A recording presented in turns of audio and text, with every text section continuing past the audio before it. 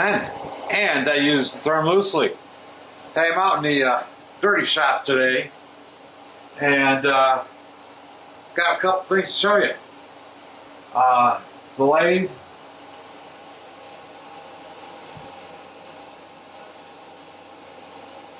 the milling machine,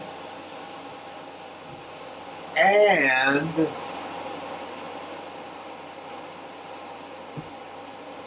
an air conditioner. I have been sweating my gonads off out here for years.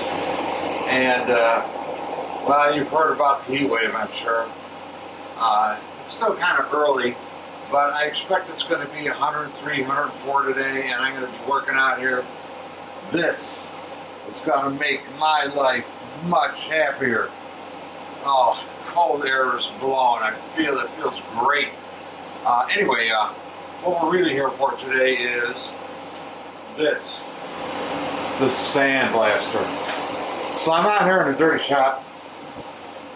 I'm making a video that I kind of wanted to make, but not really. Doing something I needed to do, but really don't want to do it. But I kind of have to. And this is the deal. I got the 58 XLCH I'm going to be digging into deeply over the next several days. And that engine is going to be a restoration kind of an engine. The guy's getting, you know, the reproduction cat-plated hardware and wants it restored more than just rebuilt. So it's going to be a little prettier than most engines, I hope, that I put out. Anyway, the reason I'm doing all this is the sandblaster has in it some rather coarse glass beads. Stuff I get at Northern Tool. It's called Shark Bite. And it works pretty good with removing crud, but it leaves kind of rough finish. Anyway, I got a finer grade of glass beads I'm going to put in there. So we're going to talk about this bead blaster and some of the trials and tribulations of owning one of these. As you can see, this is an Eastwood. Essentially, it's a box. And whether you get your box at Harbor Freight, Eastwood, Amazon, whether you make it out of plywood, you know, for the most part, it's just a box. It really doesn't matter. I'll show you the parts that matter shortly. So over the years, this thing has gone through considerable modification.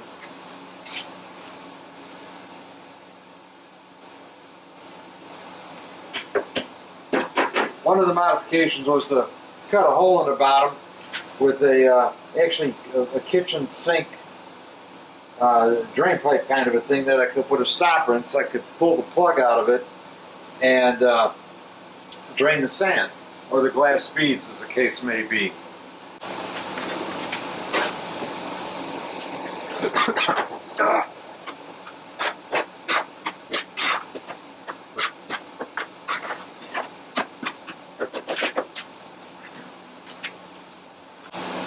The glass beads, the media, the blast media, you know, chunks of paint, pieces of silicone, chunks of gasket get stuck in there. So when I drain the beads out of there, I run it through a screen.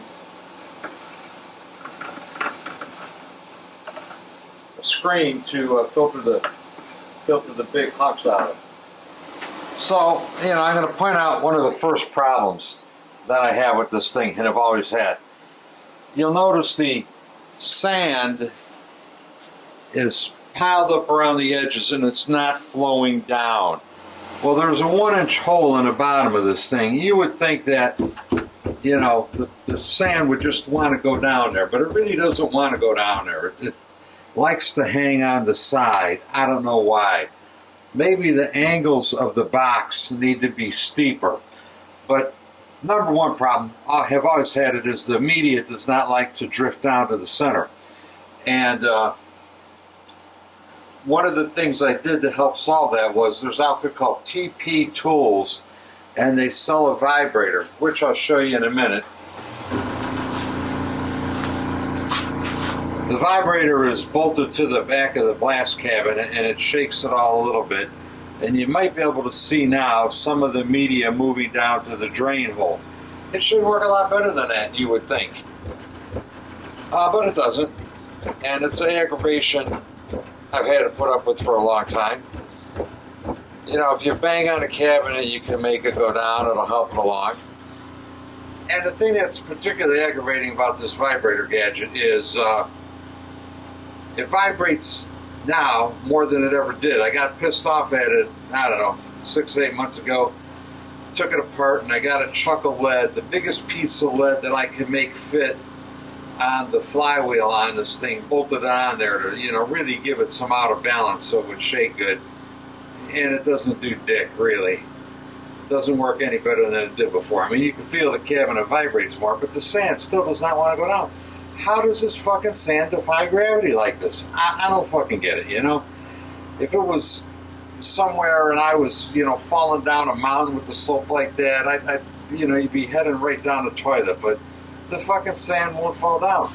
Look how steep this kind of wall of sand is over here. You would think that, you know, something that steep with a little vibration, it'd want to just, you know, rush into that hole, but fuck, it doesn't. Irritates me. Anyway, gotta scrape the sand out of there. This speed blaster, if you notice the light bulb, that is, I think it's a 100-watt LED light bulb. For years and years and years, I used to have a 60-watt incandescent bulb, one of those rough usage bulbs that, you know, withstands vibration like you use on a garage door opener maybe. Couldn't see shit inside there. Dim. Fuck, it sucked. But somewhere along the line I thought, well, fuck it, let me try a LED in there. And I didn't want to put anything bigger than a 60-watt in there because, of course, it gets very hot. But anyway, LED spotlight bulb, 100 watts, truly the way to go. Works great. The glass, and it is glass. This is 3 plies of 1/8 inch regular hardware store window glass.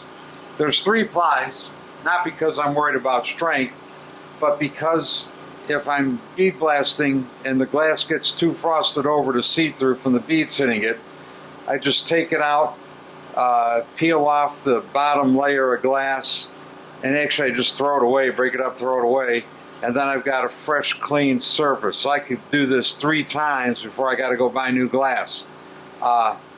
Works handy. They sell, of course, plastic glass, plexiglass, and I can't imagine that works worth the shit. I have to think the glass beads would frost it over and make it almost opaque in short order.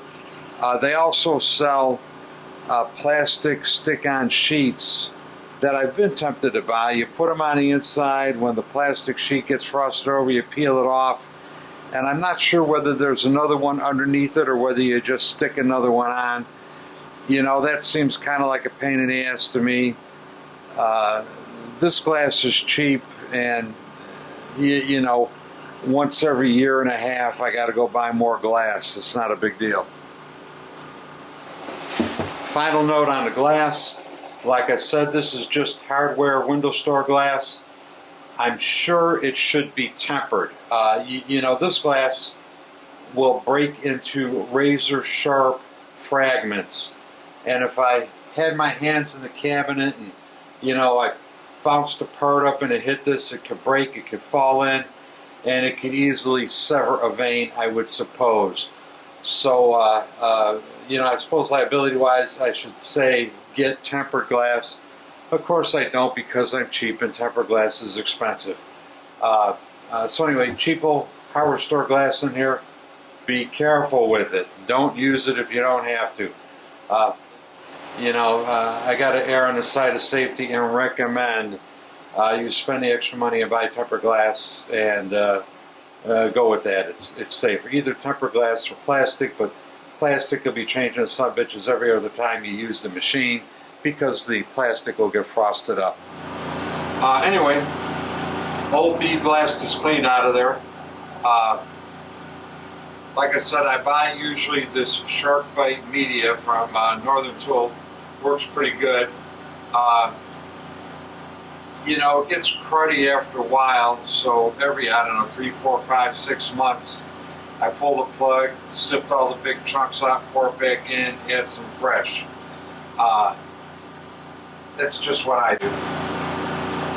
The pickup tube. I've experimented with placing that pickup tube different places, different directions, and what I have found is that it works best if the hole is pointed sideways, the pickup hole, and it is held you know, about an inch, inch and a half above the bottom of the cabinet. If you got the hole facing down, you know, it'll get clogged up, you won't be able to get to it to clean it, and it really doesn't draw properly. And if you've got it facing up, the sand tends to pack in it and it really doesn't draw very well. So having the hole facing sideways really seems to be the best setup. Bolted to the side is this gadget, Scat Blast Soda Master, Soda Blast attachment. That's got, of course, soda in it, and I use that on parts that are delicate and really need to maintain an undisturbed surface finish, like, for example, brake master cylinders. If I put a brake master cylinder on an IB bus, I don't have to worry about the roughness of the blasting media screwing up the bore where the piston slides in and out of. Also, if you've got something like a piece of polished stainless steel, you can soda blast it, it will come out and it will be still polished stainless steel. It doesn't fuck up the surface finish. I use that every once in a while when I've got delicate parts that I want to get clean. To switch back and forth from soda to glass beads, I just swap the supply hose on the nozzle and then it will suck the media out of there. Of course, when I'm doing that, I've got to drain the sand out of it because, you know, I don't like to mix them. I mean, a little bit will get mixed, but not, you know, not hardly enough to matter. Okay, here's the supply hose, of course, and it goes to the pickup tube to suck media out of the bottom of the box. This tube right here is where I attach the suction hose to use the soda blasting part of this thing. This is, of course, the suction gun. This is a TP Tools suction gun, and you can buy it separately, but it also comes with the pickup tube. And there are internet copies, Amazon, Harbor Freight, that are nearly identical to this, that are like 20 bucks. This gun with the tube was $169. And I look at the pictures of the two and I say, well, they're fucking identical. What difference does it make? Guess what? It matters. I went through several of them $20 ones, and they don't work worth a shit. And finally I got disgusted one day, decided to lay out the money, and I bought the TP Tools Scat Blast gun. Makes all the difference in the world. This thing works great. I had the two of them, which I don't have the old ones anymore to show you, but I had, you know, the new one and one of the old $20 ones side by side. And this is years ago. I've owned this for quite a while now. The other one has been in the trash and long gone. But anyway, I had the opportunity to take them apart side by side. And this thing is just made so much better than the other one. I mean, it's a wonder the other one worked at all. I mean, it barely worked. But these things are actually pretty well made, and they actually work really good. The design of the pickup tube is considerably different than the design of the pickup tube on the cheap ones. And there's holes drilled in that relief tube and different kinds of, I guess, suction relief. I don't know, but the tube and the gun together work great. And just FYI, I joined Amazon affiliates, and this is a Scat Blast gun sold by TP Tools through Amazon. So I'm going to put a link there through it. If you're having trouble with your bead blast cabinet sucking up beads, this might be the solution to your problem. Yeah, I know, $169 is a lot of money, but To me, the amount of aggravation this thing has saved, it is well worth it. Get yourself some. This is the vibrating motor I was talking about. It has a steel finger in it, bolted to the end of the shaft, and the steel finger was what came with it originally to produce an out of balance when it's rotating. This thing is of questionable value. You know, when you're sandblasting in there and you're banging on the cabin and this thing is going, it might help a little bit, but it's not a perfect system. Let me see if I can get you a close-up in there. Here's a zoom in on the motor, and you see this nut sticking out in there. That's a screw and a nut I put on there. I drilled a hole in the steel finger to put that screw and that nut in there, and there is as many lead weights as I could fit inside there without hitting, you know, any of the guts of the motor to increase the out of balance. It helped, but it's also not perfect. Some of you may notice this black hose here that goes through the wall. This is the dust extraction system. And if you try to use one of these bead blast cabinets without some kind of dust extraction, you may as well blindfold yourself, because you can't see shit inside one of these things unless you've got a dust extractor set up. It took me a while to realize that. But yeah, you need one. There's just no way around it. So if your bead blast cabinet doesn't come with the provision for it, plan on making one, making provisions for it. We'll go outside. I'll show you how it's hooked up. Okay, the dust extractor lives in this little hutch that I built on the side of the dirty shop. Let's open it up and take a look.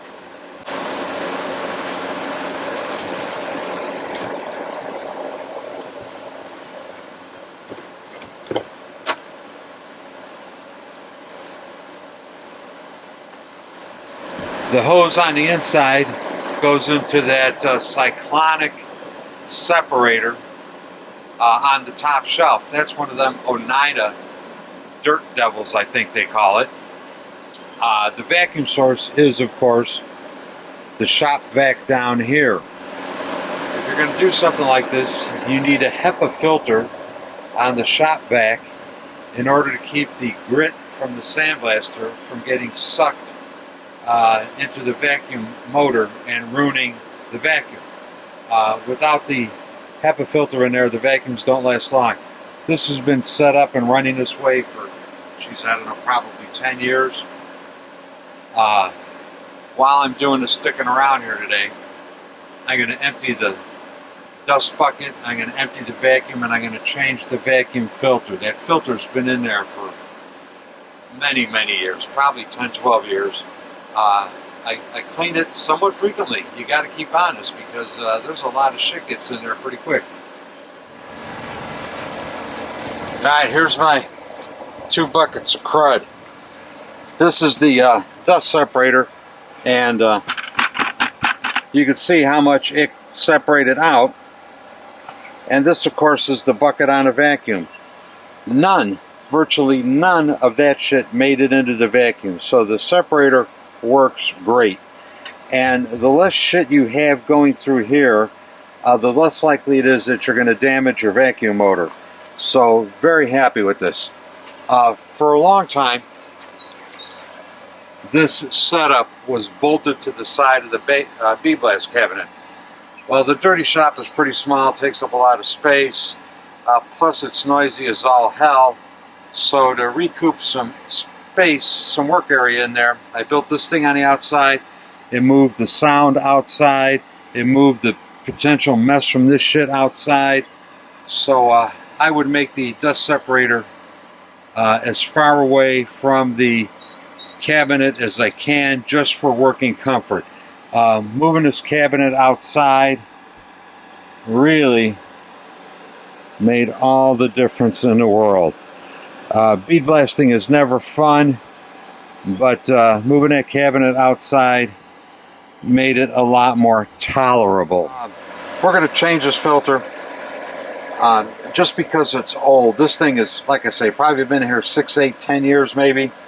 I've cleaned it dozens and dozens of times.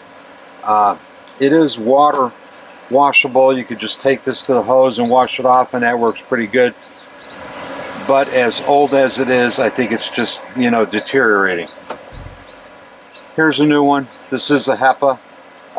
Should be the same as the other one.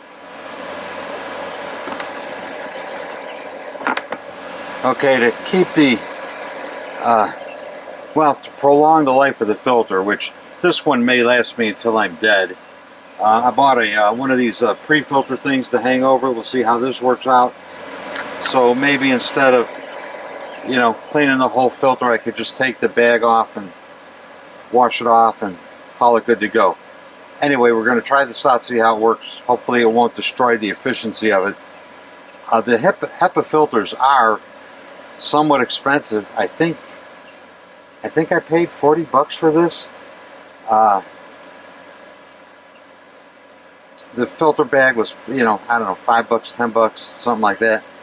But anyway, new filter, pre-filter bag. That bucket is clean. We'll put it back together again and stick it back in the cabinet. I gotta go dump that bucket of crud out in my neighbor's yard. We'll be back in a minute. Alright, that messy job is done. Let's lock her up.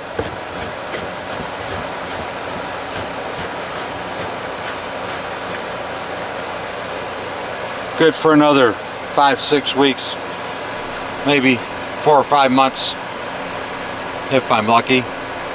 Couple of notes about this bead blaster. I actually inherited this. I think it was 1998 or 1999. I inherited it from my father-in-law. When he passed, this is what I got. It was very thoughtful of him to leave me something that would aggravate the shit out of me every time I walked up to it and tried to use it. So after battling with this cocksucker for many, many years, I think I finally have it in a configuration where most of the time I walk up to it, it'll work fine. But anyway, happens to be in Eastwood. Like I say, what the box is, I don't really think matters. But anyway, ex-dad-in-law, former dad-in-law, deceased dad-in-law. Thanks, I appreciate it. I got 2 things from my poor deceased father-in-law. I got this bead blaster and I got his daughter. Last note is on the gloves. Get yourself whatever kind of glove you like, whatever's comfortable to you. Be prepared to change them. Probably, depending on how much you use it, every couple of years, maybe at the most. They rip, they get torn. The blasting media erodes the fingers and all that. When you're done with them, pull them inside out, because your arms get all sweaty. And if you leave them stuck in there, pretty soon when you pull your hand out of there, your hand's going to smell like a foot. One of the other things I use, and I keep out here, is baby powder. I powder up the gloves before I stick my hand in there, and then my arm comes out. It smells like a baby's ass instead of ass crack. Anyway, keep your gloves right out. You'll appreciate it. Well, your wife will appreciate it. Alright, I got half a crankcase in there. We're going to try the new finer grain glass beads out and see how it does.